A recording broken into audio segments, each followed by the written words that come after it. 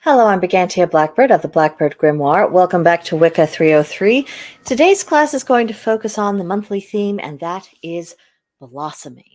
Now, for a person to blossom, that is referring to them developing and maturing in a healthy and meaningful way, and that should be the goal for every aspect of our lives, from going from a young person to becoming an adult, to transitioning gracefully into becoming an elder, to go from being a novice in our field into someone who has great competency and then going on to even mastery. It's all about that healthy advancement.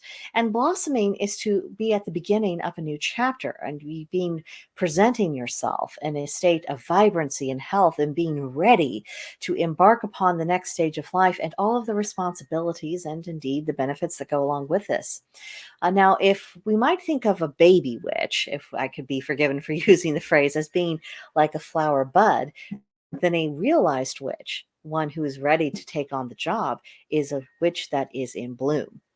Now, within the craft, we are always in training. We are training ourselves in a wide variety of skills. We're studying, a wide array of fields of knowledge, and it can seem like a lot much, and sometimes it feels like progress is very slow.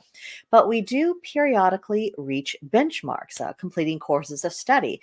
For example, this video series, we had Wicca 101, then we had Wicca 202, and this year we have Wicca 303. And if someone is going through all of that, they have reached many benchmarks along the way. And if they are going through a particular course study in a book, or they have some kind of in-person classes that they're attending, every time you complete something, you are reaching that benchmark. Another benchmark is having a full year of active practice. That is a big one because that has shown that you are committed, you are persevering in this, and that you have learned how to do the work of a witch despite, the inevitable obstacles and bumps in the road that always go along with it. Another significant one is gaining legal certification to solemnize marriage and also to perform other rites of passage. Learning to teach the craft, that is a huge one. Forming community, these are things that are always entering into another level of things, another level of practice. And of course, when you are blossoming into a new stage of your spiritual practice, you should also have a corresponding surge in confidence. And with that confidence, you're going to be relying a lot less upon any external prompts or counsel from books or videos like this, social media, other practitioners. And what you will be doing is relying more upon your own personal judgment, that judgment that has been informed by your knowledge and your experience. You will know what you need to do or to explore next. You don't need someone else to assign that task for you. And then, of course, there's the issue of sovereignty. Now, when we begin our studies, I think it's pretty universal that we don't just seek guidance, but we overwhelmingly tend to realize that we actually need some guidance. It's a lot to cover. We don't even know what questions to ask yet. We need someone to help shine a light on our paths, to at least give us, little nudges so that we can pursue this course of study with some sanity. But a hallmark of spiritual maturity is learning how to guide ourselves, to take on the responsibility for the results of our beliefs, our decisions, and our actions. And this is particularly true for witches and wizards. It's not coincidental that we tend to be laws unto ourselves, not only because we tend to act with perhaps greater freedom than, a devoted pagan would in general, but also because we have that corresponding power. We tend to self-regulate. We tend to act more. We tend to see ourselves as someone who has to make that choice. It tends to be it's us and then it's the gods.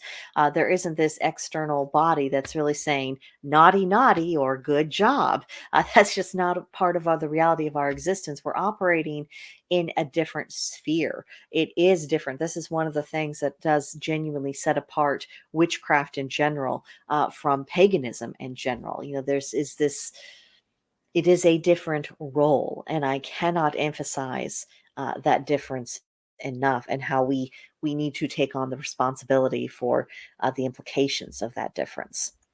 Now, after we blossom into our new chapter, it is common for a period of isolation to also follow. And this can happen even if we're forming community of a sort. So, and the reason why we're having that isolation, or at least we might be a little bit more isolated in our thoughts, we're not really taking things in. We're processing more. We're seeing how things turn out, and this is in order to allow us to learn how to navigate in our new sphere, but also to test our ideas and get clean results, to make sure that we're not being influenced by other people's experiences, what they think. This is really just about, I have this idea, I set it forth in the world, and now I'm seeing what happens. And that is one of the reasons why we might be a little bit more isolated in some sense of the term.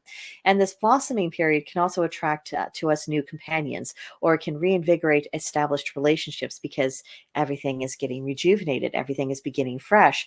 So people who we might not have clicked with before because we were in a different chapter, we might find a greater affinity for them now. And of course, with established relationships, they can deepen, they can take on greater meaning, because we're ready, we're progressing. And especially if the other person is progressing with us, that can form very strong bonds.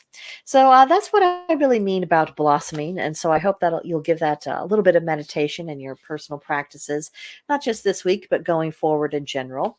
Now, as to the homework for April 5th through April 11th, number one, journal about the benchmarks you have already reached in your practice. You will discover there's probably more than you think. Number two, in previous stages of blossoming, how did that manifest in your life? Go back, think about some of the things I shared in this video, look at it through those lenses, and see what you can see what is there. And then three, what is your next move after completing the Wicca 303 course? I know there are some people who have been here from the very beginning and who have gone through all of this week by week by week. So when you do reach, the end of Wicca 303, which will be the end of the teaching course, what are you planning to do after that? Because that is going to be a moment of blossoming. That's going to be a moment when you say, okay, I'm in charge. I can do this. I'm going to decide what happens next. So just ask yourself, what is that next? That's what I have for you guys this week. Next week in our class, we're going to be talking about advice, both the giving of advice and the taking of advice. One of the roles of witches and wizards is to be the counselor, and sometimes we are also the counseled. So be sure to come back for that. In the meantime, comments, questions, concerns, complaints, leave them all for me in the comment section below, or send me an email at brigantiablackbird@protonmail.com, and I'll do my best to address things there for you. But that'll do it for now, and I will see you guys next time. Bye.